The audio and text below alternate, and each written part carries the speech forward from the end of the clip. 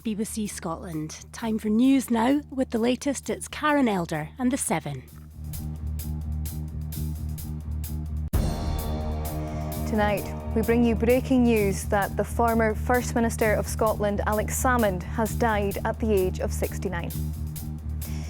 It's understood he died shortly after giving a speech in North Macedonia. He's been described on social media as a central figure in Scottish politics over 3 decades. We'll bring you reaction throughout the programme.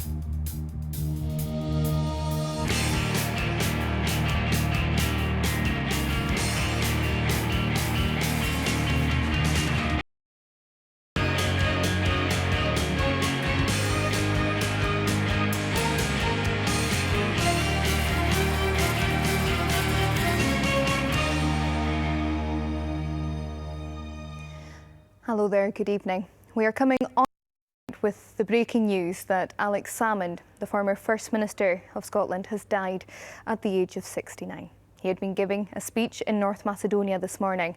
It's understood he collapsed shortly after. For decades, Alex Salmond had been a prominent figure of the Scottish independence movement, twice leading the SNP. He became First Minister in 2007 and resigned following the 2014 independence referendum result. He still, though, remained an advocate for independence, and after leaving the SNP in 2021, he formed the pro-independence Alapa Party.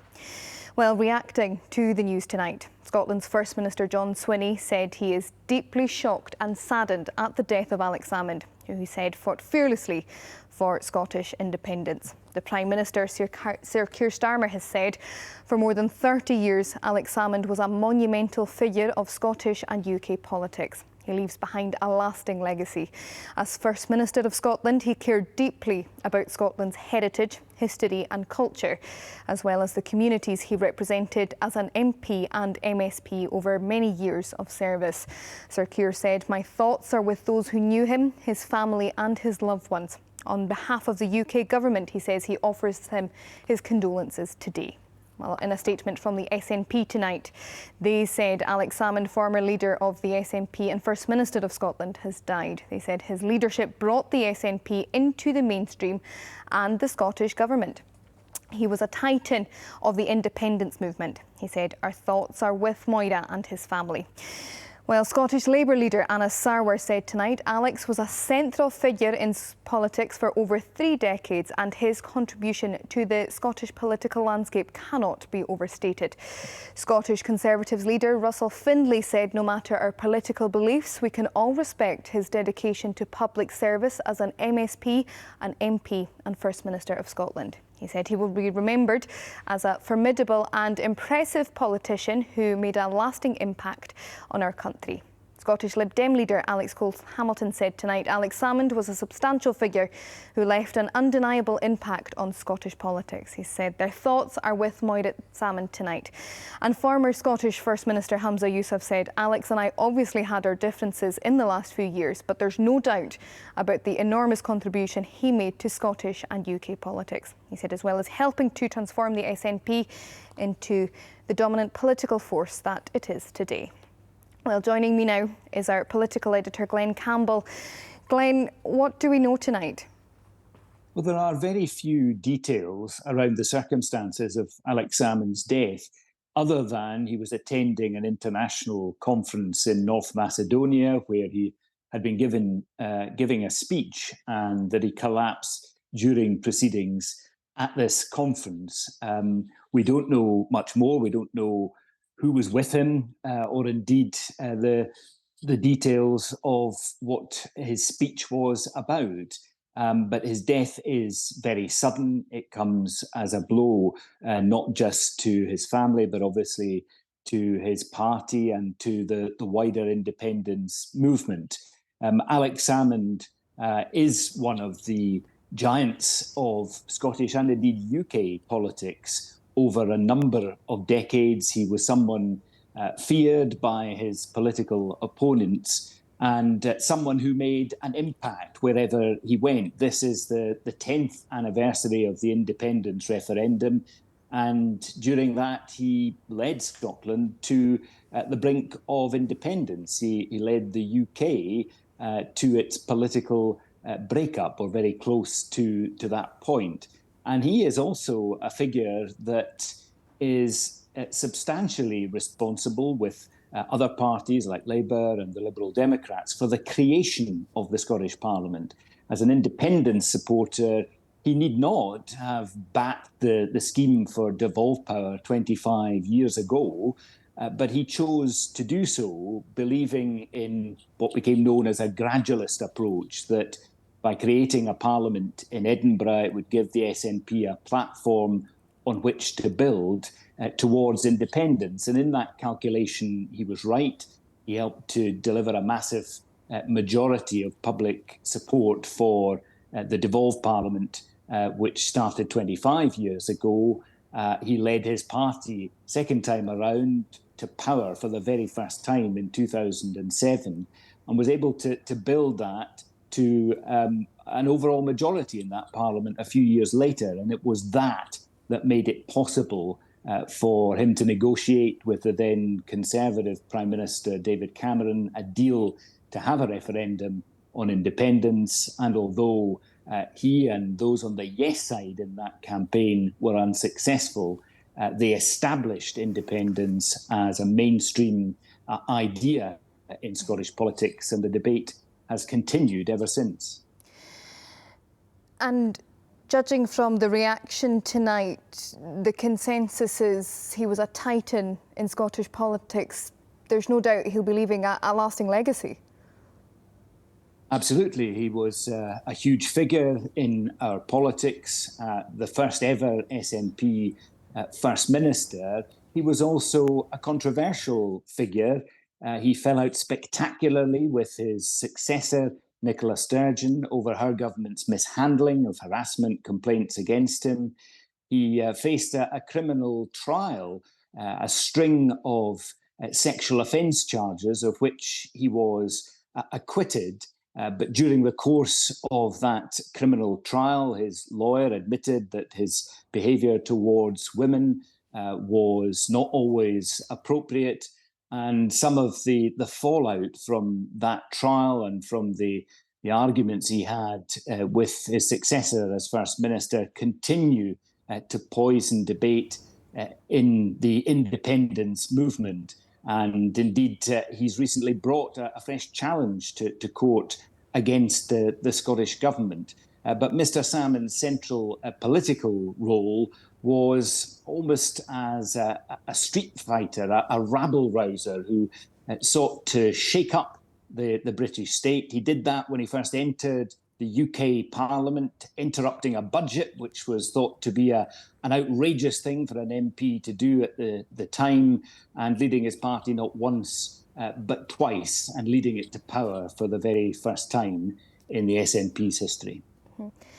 Now, Glenn, you're someone that's covered Scottish politics for a number of years. I'm sure you have a highlight or a memory of Alex Salmond in his time. Well, an interview with Alex Salmond was always entertaining. It was always engaging. And I can remember he used to come into our studio in Edinburgh for a Sunday politics programme that we did on the television. And he wouldn't be happy if he left the building without having given you some sort of newsline. He would be disappointed if what he'd said on that politics programme didn't make that night's news. He wanted attention, he wanted to be heard, he wanted to advance the causes he believed in, and over a very long career in politics, he was successful in doing that. Glenn, thank you very much for that. That's our political editor, Glenn Campbell. Well, today's news brings an end to a political career that lasted 3 decades. Kirsten Campbell looks back on the life of a formidable and somewhat controversial character in Scottish politics. I heard a rumour. I think we won the election. Alex Salmond became Scotland's 4th First Minister after the SNP beat Labour in the Scottish Parliament elections in 2007. His time in the SNP was nothing if not eventful. He joined as a student, and at one stage he was expelled for his membership of the 79 Group, a left-wing faction. As a former economist turned MP, he was ejected from the House of Commons after he interrupted a budget speech in the days before such debates were televised. I beg to move that Mr Salmond be suspended from the service of the House. Margaret Ewing MP 186. Alex Salmond MP 486. He would go on to lead the party, not once but twice, first in 1990.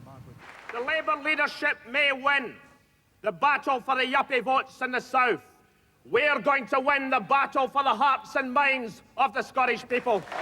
Well, folks, it's good to be back. The second time came after he famously ruled himself out. If nominated, I'll decline. If drafted, I'll defer. And if elected, I'll resign. In 2011, he delivered what was supposed to be impossible, an SNP majority at Holyrood that led to a referendum on independence for Scotland. Each and every one of us to convince our fellow citizens to vote by majority for a new dawn for Scotland. But the result didn't go in his favour. As leader, my time is nearly over. But for Scotland, the campaign continues, and the dream shall never die. He would go on to successfully sue the government he once led over its handling of harassment complaints against him. I've made many mistakes in my life, political and personal, but I have not sexually harassed anyone, and I certainly have not been engaged in criminality. He admitted some inappropriate behaviour, but was acquitted by a jury of criminal charges. A Holyrood inquiry didn't believe there was a conspiracy against him. It led to the breakdown of his relationship with his successor. One of his proudest achievements was free university tuition. But his confidence in his own judgment hasn't always been justified. He faced criticism for opposing the NATO bombing of Serbia in 1992. It is an action of dubious legality, but above all one of unpardonable folly. His decision to host a chat show on Russia Today caused controversy, and his determination to lead Alba, a brand new pro-independence party, took people by surprise. Alex Salmond inspired admiration and disquiet in equal measure, but few would doubt that he was a formidable force in Scottish politics.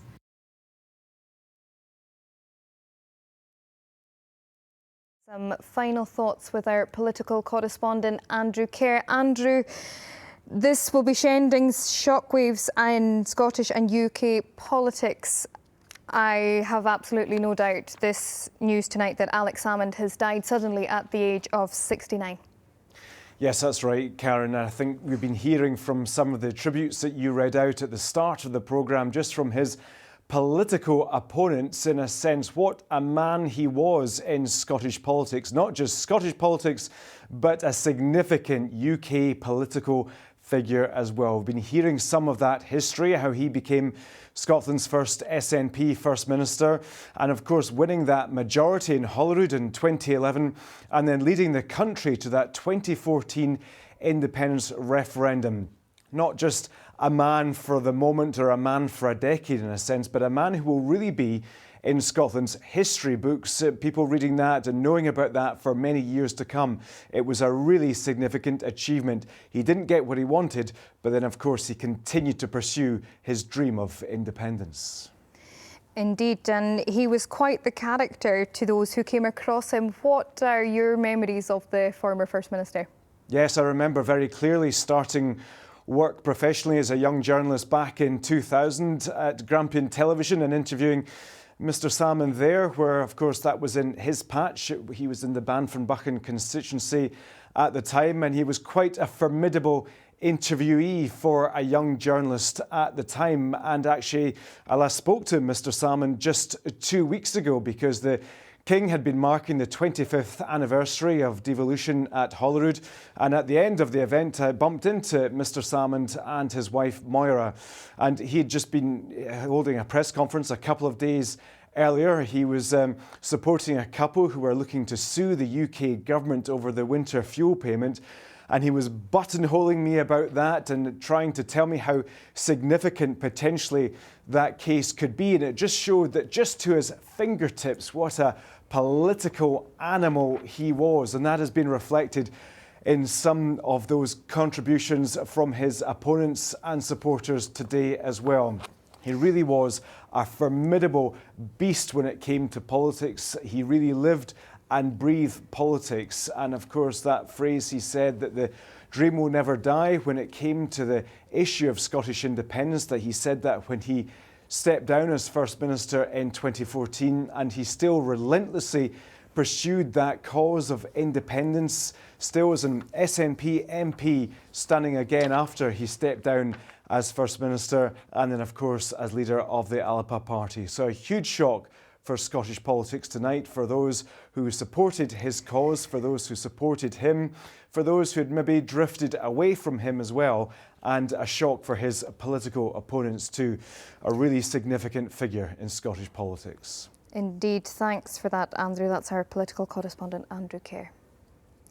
Well, just to remind you of tonight's breaking news, Alex Salmond, the former First Minister of Scotland, has died at the age of 69. For decades, he had been a prominent figure of the Scottish independence movement, twice leading the SNP. He became First Minister in 2007 and resigned in 2014 following the independence referendum result. He had been giving a speech in North Macedonia this morning, and it's understood he collapsed shortly afterwards.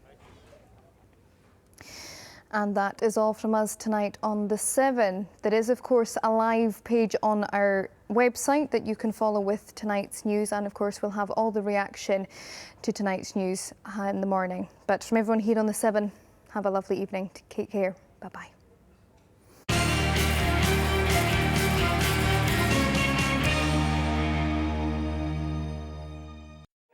Disinformation.